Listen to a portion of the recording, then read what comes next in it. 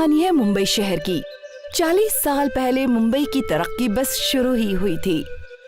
John Jackson ने यहाँ अपना एक कैफे खोला था। John Jackson. ये कैफे शहर के भीड़ भाड़ वाले इलाके में ही मौजूद था, इसीलिए कॉफी पीने वाले अक्सर यहाँ आया करते थे। कॉफी के साथ साथ यहाँ केक, पेस्ट्रीज और हल्का फुल्का नाश्ता भी मिल जाता था। जॉन भाई, मेरी रेगुलर स्ट्रॉन्ग कॉफी और एक वेज पफ। जरूर। हमारे लिए कॉफी और साथ में एक चॉकलेट पेस्ट्री। जरूर मोहतरमा। इस दरमियान जैक्सन कैफे काफी मशहूर हो चुका था। ग्राहक इंतजार करते रहते थे। मयूर, तुम टेबल नंबर 4 को सर्व करो और शंकर, तुम बाहर कुर्सियां लगाओ। जी जनाब। पूरा दिन कैफे में ग्राहकों का आना जाना लगा रहता था। इस दौरान जैक्सन कैफे बहुत अच्छा चल रहा था। जॉन दिन दुगनी और रात चौगुनी तरक्की कर रहा था। 20 साल बाद कैफे में काफी बदलाव आ चुके हैं और अब इस कैफे की सारी जिम्मेदारी जॉन के बेटे एंथनी पर थी। अब कैफे के बाहर लोगों की भीड़ तो नहीं रहती थी, पर कैफे कभी खाली भी नहीं रहता था। जनाब, सिग्नल के पास एक कैफे खुला है। हमारे ज्यादातर खरीदार वहीं जा रहे हैं। तुम फिक्र मत करो, हमारे खरीदार वफादार हैं। उन्हें हमारी कॉफी का जायका बहुत पसंद है। वो यहीं लौट कर आएंगे। और बिल्कुल वैसा ही हुआ। एंथनी के जो रेगुलर कस्टमर थे वो उसी के कैफे में लौट कर आने लगे। एंथनी, हमारे लिए रेगुलर कॉफी प्लीज। जी मोहतरमा। कल हम उस नए कैफे में गए थे। बहुत ही खराब कॉफी मिलती है वहाँ पर। उन्हें तो कॉफी बनाना सीखना चाहिए। यहाँ की कॉफी का टेस्ट बहुत ही उम्दा है। शुक्रिया मोहतरमा, आपकी कॉफी। जब एंथनी कैफे वहाँ पर मौजूद था, उस दौरान कई कैफे खुले थे, पर एंथनी का कैफे लगातार चलता रहा क्योंकि उसके कस्टमर्स को उसके हाथ की कॉफी बहुत पसंद थी। जॉन की तरह तो नहीं, पर एंथनी भी अच्छे पैसे बना रहा था। और 20 साल बाद अब इस कैफे की जिम्मेदारी डैनियल के कंधों पर आ गई। ये हमारा खानदानी कारोबार है डैनियल। तुम्हें किसी भी हाल में इसे फिर से मशहूर करना होगा। हाँ बेटा, जब मैंने इस कैफे की शुरुआत की थी तो लोग बाहर इंतजार करते थे, लेकिन अब वक्त के साथ सब कुछ बदल गया है। अब तो इस कैफे में कोई आता ही नहीं। मैं जानता हूँ दादाजी, हमें कैफे में बदलाव करना पड़ेगा। हाँ, मेरे वक्त में इस पूरे इलाके में हमारा ही कैफे था। तब ये नया था और हमारी कॉफी और नाश्ते का जायका बहुत उम्दा था। उस वक्त वेज पफ्स बस हमारे ही कैफे में मिलते थे। तुम्हें भी कुछ ऐसा ही उम्दा बनाना होगा। मैंने भी कैफे में पिज्जा बनाया था यही सोचकर, लेकिन अब मुंबई में इतने सारे पिज्जा पार्लर हैं कि हमारे पिज्जा का आइडिया कामयाब नहीं हुआ। तो जो भी करो सोच समझ कर करो। एंथनी, मैं तुमसे मुतफ़िक नहीं हूँ। डैनियल, तुम कुछ नया कोशिश करो। जरूर दादाजी, मुझे थोड़ा वक्त दीजिए। मुझे यकीन है कि मैं जैक्सन कैफे को फिर से मशहूर कर पाऊंगा। और अब डैनियल ने खोजबीन करना शुरू कर दिया। पहले तो मुझे कैफे का अंदरूनी बदलाव करना होगा और फिर कीमत ऐसी हो कि आम लोग चुका सकें, और फिर मुझे कुछ उम्दा इजाद करना होगा। इसके बारे में सोचना पड़ेगा। और फिर वो एक लंबी लिस्ट बनाने लगा। उसने अपने इंटीरियर डिजाइनर दोस्त जेनी को बुलाया। सुनो, तुम्हें इस कैफे को नया बनाना होगा, लेकिन कम से कम लागत पर। ये जगह बहुत खूबसूरत है। यहाँ पर पहले से ही काफी अच्छी अच्छी चीजें हैं, बस इसे थोड़ा सा ब्राइट कलर करना होगा और थोड़ी लाइट्स की जरूरत है। बेहतर, तो काम शुरू करते हैं। जेनी ने अगले रोज से काम शुरू कर दिया। खाली खाली दीवारों पर कलरफुल पेंटिंग कर दी और टेबल कुर्सी को नए तरीके से रख दिया, और इस तरह पूरा कैफे नया सा लगने लगा। वाह, अब तो बहुत ही अच्छा लग रहा है। मुझे यकीन है कि खरीदार आएंगे। बिल्कुल आएंगे। क्या हम इसका नाम चेंज कर सकते हैं? नहीं। क्या हम बस 3.0 जोड़ सकते हैं? मतलब? Jackson 3.0 cafe. जरूर, ये तो बेहतर आइडिया है। आखिरकार जैक्सन कैफे का बोर्ड बदल गया। अब डैनियल पूरी तरह से तैयार था कैफे को नए तरीके से शुरू करने के लिए। कैफे बहुत खूबसूरत लग रहा था, इसीलिए अब यहाँ यंगस्टर्स भी आने लगे थे। डैनियल ने हर वो चीज यहाँ बेचना शुरू कर दिया जो आजकल के बच्चे पसंद करते हैं। एक फ्रेंच फ्राइज और 2 बर्गर। हमारे लिए एक चिकन पिज्जा। जरूर जनाब। शुरुआत में तो कई कस्टमर्स आने लगे। कॉलेज जाने वाले नौजवान कैफे में कुछ देर रुकते, यहाँ पर सेल्फी लेते और फिर उसे पोस्ट भी किया करते थे। ये देखकर डैनियल काफी खुश था। उसका कैफे फिर एक बार मशहूर हो रहा था, लेकिन साथ साथ कुछ कस्टमर्स का आना कम हो गया। अब काफी हद तक कैफे खाली रहने लगा था। डैनियल की परेशानी बढ़ने लगी। ऐसे तो मैं नौकरों की तनख्वाह भी नहीं निकाल पाऊंगा। मुझे कुछ तो करना पड़ेगा। वो इसी परेशानी के साथ अपने घर पहुंचा। क्या हुआ? इतने फिक्रमंद क्यों हो? दादाजी, कैफे की दुकानदारी नहीं हो रही है। घाटे में आ चुका हूँ। समझ में नहीं आ रहा है कि क्या करूँ। कुछ अलग सोचो। ऐसी कोई डिश जिसे खाने के लिए साज तुम्हारे पास ही आए। कुछ तो मुनसरिर। दादाजी का ये मशवरा डैनियल को काफी हद तक सही लगा। वो इस ख्याल में था कि अब वो कौन सी नई चीज बेच सकता है। बर्गर, पिज्जा, फ्राइज तो वो पहले से ही बेच रहा था। तभी उसके दिमाग में अचानक ख्याल आया काले पिज्जा का। वो पिज्जा बिल्कुल अलग था। डैनियल को ये आइडिया बहुत अच्छा लगा। पहले ही रोज डैनियल ने अपने कैफे में काला पिज्जा बनाया। देखने में तो ये काला है, लेकिन खाने में बहुत उम्दा है। डैनियल को अपना अनोखा आइडिया मिल गया। उसने कैफे के बाहर बड़े बड़े पोस्टर्स लगा दिए, ब्लैक पिज्जा यानी काली पिज्जा के। एक ब्लैक पिज्जा प्लीज। मुझे भी। हमें भी एक ब्लैक पिज्जा दे दीजिए। डैनियल का ब्लैक पिज्जा आते ही काफी मशहूर हो चुका था। सोशल मीडिया पे ये काफी वायरल हो गया और वहाँ पर काला पिज्जा खाने के लिए लोगों की तादाद बढ़ने लगी। डैनियल ने और लोगों को भी काम पर रख लिया था। एक बड़ी पिज्जा कंपनी का मैनेजर डैनियल के पास आया। हम चाहते हैं कि आप अपना ब्लैक पिज्जा बनाने का तरीका हमें बेच दें। हम आपको करोड़ों रुपए देंगे। एक शर्त है। कैसी शर्त? आप ब्लैक पिज्जा मुंबई के किसी भी पार्लर में नहीं बेचेंगे। मुंबई के बाहर आप बेच सकते हैं। जैक्सन ने उस पिज्जा कंपनी के साथ एक कॉन्ट्रैक्ट साइन किया। उसे अपनी इस रेसिपी के लिए करोड़ों रुपए मिले। जैक्सन का ये ब्लैक पिज्जा मुंबई में बस उसी के कैफे में मिलता था, जिसे खाने के लिए लोग लंबी कतार में आकर खड़े रहते थे। डैनियल ने एक तीर से 2 निशाने लगा दिए। एक अपने कैफे को अलग सा बनाया और अपनी रेसिपी के लिए उसे करोड़ों रुपए भी मिल गए। जॉन और एंथनी को डैनियल पर काफी नाज था। जैक्सन कैफे का ब्लैक पिज्जा न्यूज़पेपर की हेडलाइन बन चुका था। सोनपुर गांव बांस की खेती के लिए मशहूर था। वहां पर सालों से बांस की बहुत अच्छी खेती होती थी। दिनेश का भी एक छोटा सा बांस का खेत था। उसका बेटा राजेश भी उसके साथ काम करता था। अरे राजेश, हमारे लिए जो बम्बुओं का ऑर्डर आया था, क्या तुमने उसे रुखसत करवा दिया है? अरे हाँ अब्बू, मैंने तो कल शाम को उसे रुखसत करवा दिया था। अगर सही वक्त पर उनका सामान पहुंच जाएगा तो हमारे पैसे भी जल्दी हमारे पास पहुंच जाएंगे।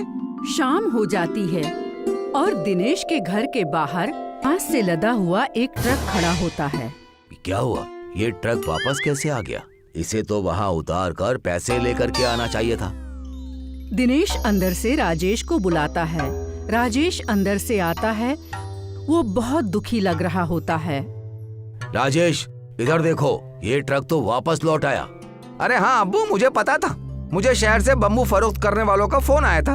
उन्हें हमारे से कम पैसे में कहीं बम्बू मिल रहा है, इसीलिए अब वो हमसे फरोख्त नहीं करेंगे। पर वो बिना इत्तला दिए ऐसे कैसे कर सकते हैं? हमें पैसों की कितनी जरूरत है। अब हम इतने सारे बम्बुओं का करेंगे क्या? तुम उनसे कहो कि वो हमसे बम्बुओं को कम पैसों में फरोख्त कर लें। पर अब्बू, मैंने उनसे गुफ्तगू की, पर वो किसी भी वजह से हमारे बम्बुओं को फरोख्त नहीं करना चाहते। और मैंने उन्हें ये भी कहा कि मैं उन्हें आधी कीमत पर बम्बुओं को बेच दूंगा, पर वो माने ही नहीं। दिनेश और राजेश को इस धंधे से बहुत उम्मीद थी। कुछ दिनों से उनका कारोबार वैसे भी ठीक नहीं चल रहा था और अब इतने बड़े ऑर्डर के वापस आ जाने से उनको धंधे में बहुत बड़ा नुकसान हो गया था। एक दिन राजेश दिनेश के पास जाता है और कहता है, अरे अब्बू आप बिल्कुल फिक्र मत करो, मैंने सोच लिया कि अब हम इतने सारे बम्बुओं का करेंगे क्या। अच्छा बताओ क्या करोगे? मुझे तो कोई रास्ता नजर नहीं आ रहा। मैंने तो अपने सारे दोस्तों से मदद मांगने के बारे में भी सोच लिया, पर कोई भी हमारी मदद करने को तैयार नहीं। सबकी माली हालत बहुत ही खराब है। बाजार में बम्बुओं की कीमत भी कम होती जा रही है। इसीलिए अब्बू हमने इस बात पर गौर किया कि आज से हम बम्बुओं का कारोबार नहीं करेंगे। अरे तो फिर हमारे पास बचा ही क्या? हम और क्या कर पाएंगे? अरे अब्बू हम पिज्जा बनाएंगे। हाँ? क्या पिज्जा? वो कैसे? अब्बू शहर से मेरे एक दोस्त का फोन आया था। जब हमने उसे अपने हालात बताए तो उसने मुझे एक बहुत ही अच्छी तरकीब बताई। शहर में पिज्जा की बहुत ही मांग है, अलग अलग तरह के पिज्जे बनते हैं। उसमें से जवानों का एक पसंदीदा चीज है बम्बू पिज्जा। उसमें बम्बुओं को अंदर से खोखला करके पिज्जा बना दिया जाता है। हम भी बम्बू पिज्जा का कारोबार शुरू कर देते। पर बेटा हमें तो ऐसे कारोबार के बारे में जरा भी मालूमात नहीं है। अरे अब्बू आप फिक्र मत करो, अरे मेरे दोस्त ने कहा है वो हमारी हर तरह से मदद करेगा। राजेश दिनेश के साथ मिलकर बम्बू से पिज्जा बनाने की सारी तैयारी करता है और फिर धीरे धीरे बांस पर पिज्जा बनाना सीख जाते हैं। उसके बाद वो तय करता है कि वो एक दुकान बनाएगा। राजेश और दिनेश मिलकर बांस से एक छोटा सा होटल बनाते हैं और उस होटल के दरवाजे से लेकर खिड़कियां, टेबल, कुर्सी सब कुछ बांस का बना होता है। शुरू में तो उनके होटल में कोई नहीं आता है, पर एक दिन कॉलेज के 2 लड़के उनके होटल में आते हैं। अरे भाई बहुत सुरेश, कितना ही बेहतरीन होटल है। ये तो पूरा बांस से बना हुआ है और इसमें लिखा हुआ हमारी स्पेशलिटी है बम्बू पिज्जा। तो दुरुस्त है, चलो हम भी बम्बू पिज्जा को ट्राई करके देखते हैं।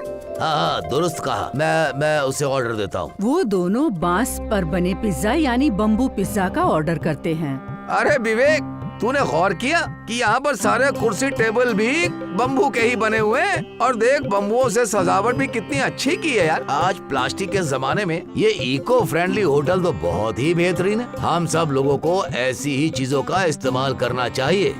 मैं इस होटल के मालिक से बात करता हूँ कि उन्हें ऐसा होटल बनाने का तरीका कहाँ से आया। विवेक और सुरेश दिनेश को बुलाकर उससे सवाल पूछते हैं।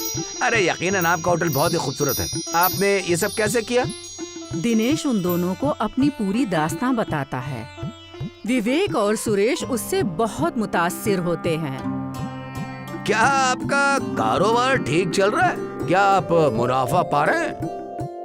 यकीनन अभी तो हम मुनाफे में बिल्कुल नहीं हैं, पर यकीन करता हूँ कि आगे चलकर मुझे इससे फायदा बहुत जरूर होगा। हाँ, आप सब में से अलग हैं, आपको मुनाफा जरूर होगा। हम भी आपकी मदद करना चाहते हैं। हमारा एक YouTube चैनल है जिनमें हम अलग अलग चीजों को डालते हैं। अगर आपकी इजाजत हो तो हम अपने YouTube चैनल पर आपकी इस होटल के बारे में जानकारी देना चाहते हैं और Instagram पर भी। इस तरह से और भी लोगों को और कॉलेज के स्टूडेंट्स को आपके होटल के बारे में जानकारी मिलेगी और आप बहुत मशहूर हो जाएंगे। सुरेश और विवेक बांस पर बना पिज्जा खाते हैं। वो पिज्जा उन्हें बहुत लजीज लगता है और वो लोग अपने दोस्तों के लिए बहुत सारा पिज्जा पैक करवा लेते हैं। उसके बाद अगले दिन वो अपने सारे दोस्तों को लेकर उसके होटल का अच्छा सा वीडियो बनाते हैं और बांस पर बनने वाले पिज्जा की रेसिपी भी शूट करते हैं। उसके बाद वो उसे अपने YouTube चैनल पर डालते हैं। भाई तुम लोग हमारी मदद करने की कोशिश कर रहे हो और मैं इसके लिए आप दोनों का बहुत बहुत शुक्रगुजार हूँ। अरे नहीं अंकल, ऐसी चीजों को तो मशहूर करना ही चाहिए। आज के जमाने में हम नौजवानों को इको फ्रेंडली और आबो हवा को नुकसान ना पहुंचाने वाली चीजों की ही बहुत जरूरत है। इन वीडियो से हमें जो भी फायदा होगा वो हम आपको दे देंगे। अरे विवेक देखो, बम्बू पिज्जा की रेसिपी पे तो 1 लाख लोगों के व्यूज आ गए हैं दोस्त। 10,000 लाइक और 1000 कमेंट भी हैं। ये तो हमारी YouTube चैनल की सबसे मशहूर वीडियो बन गई है और अब इस इको फ्रेंडली होटल के बारे में बहुत सारे लोग जान जाएंगे। अंकल अब आप मशहूर होने वाले हो। इस तरह से उन दोनों द्वारा शुरू किया गया बांस से बना पिज्जा वाला होटल फेमस हो जाता है। फिर वो धीरे धीरे दूसरे शहरों में भी अपनी शाखाएं खोलते हैं और इस तरह से बांस पर बने इको फ्रेंडली पिज्जा को पूरे देश में मशहूर कर देते हैं। मोहनलाल गांव का एक कामयाब किसान था, लेकिन उसकी बीवी गायत्री की बीमारी में तकरीबन सभी खेत बिक चुके थे। इसलिए उसने अपने घर के पास पराठे की दुकान खोल ली थी।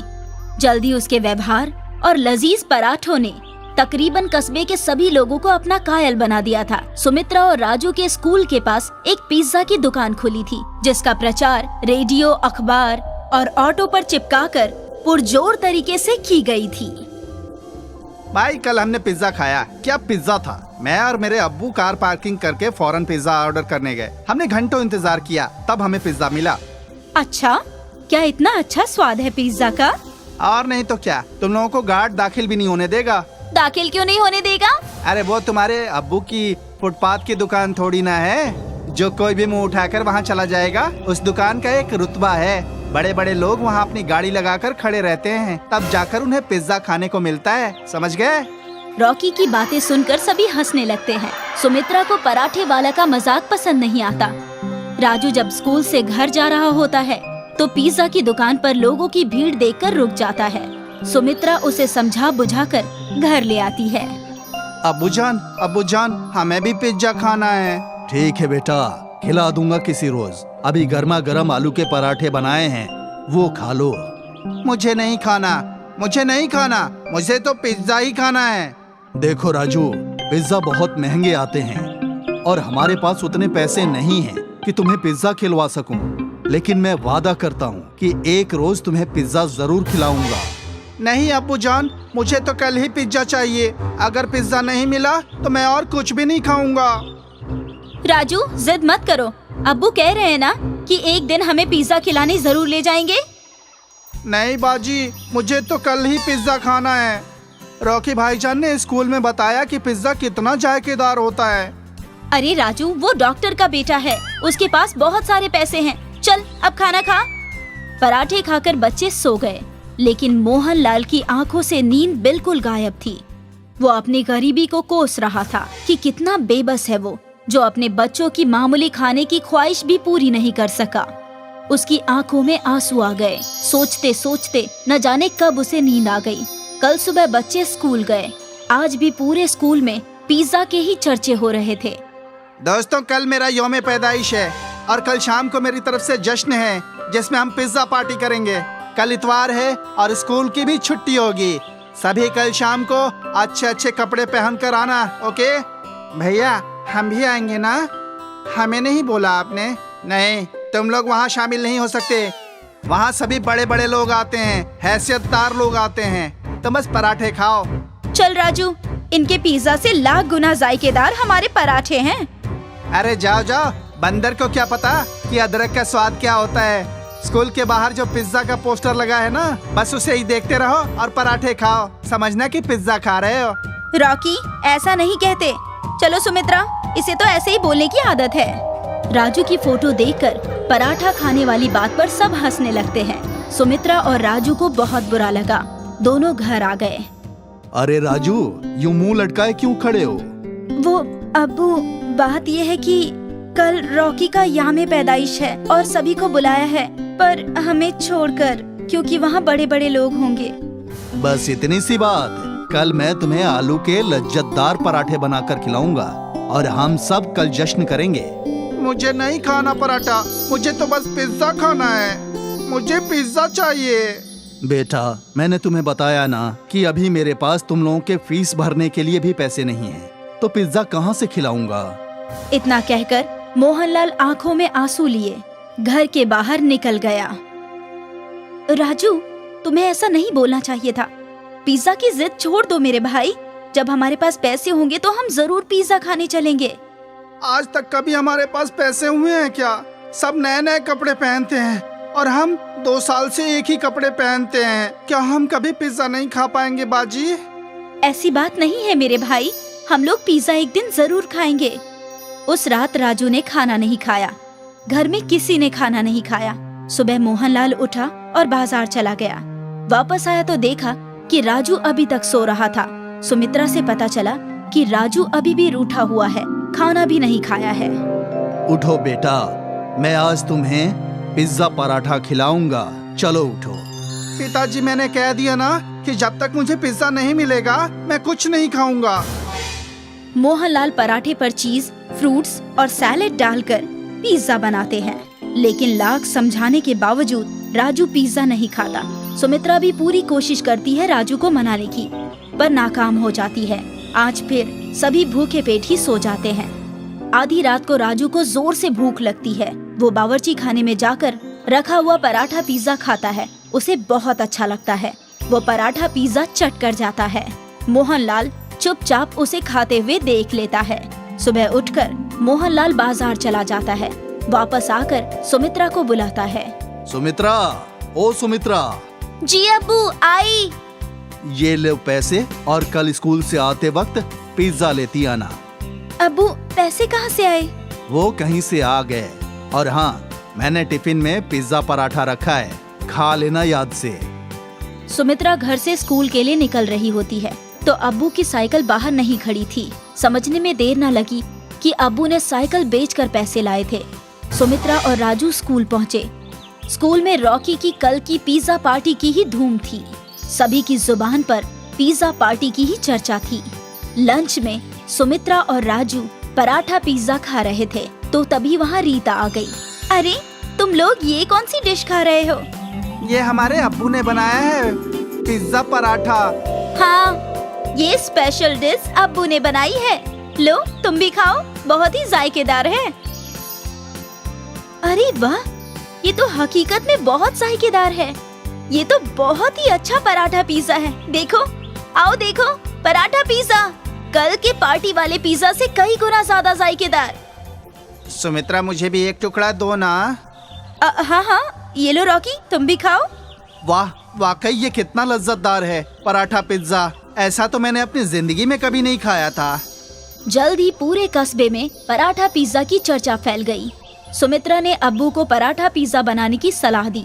अब उनकी दुकान पर भीड़ लगने लगी थी और पिज्जा की दुकान में खरीदार लगभग कम जाने लगे। पिज्जा की दुकान बंद होने की नौबत पे आ गई। तभी एक दिन पिज्जा दुकान के मालिक खुद मोहनलाल की दुकान पर आए। मोहनलाल जी, आपके पिज्जा पराठा का बड़ा नाम सुना था, आज चख भी लिया। वाकई बहुत लाजवाब है। वाकई आपके हाथों में तो जादू है। शुक्रिया जनाब। क्यों ना हम दोनों मिलकर साथ काम करें। आप मेरी दुकान का इस्तेमाल कीजिए, मैं फराहमी और कारोबार की तशहीर देख लूंगा। जो भी नफा होगा आधा आधा बांट लेंगे। मोहनलाल को ये कारोबारी अच्छी लगी। दोनों मिलकर साथ साथ काम करने लगे। पराठा पिज्जा का जायका और अच्छी तशहीर जल्द ही उनकी दुकान कई शहरों में खुल गई। अब मोहनलाल सेठ मोहनलाल कहलाने लगा और शहर में आलीशान बंगले में रहने लगा।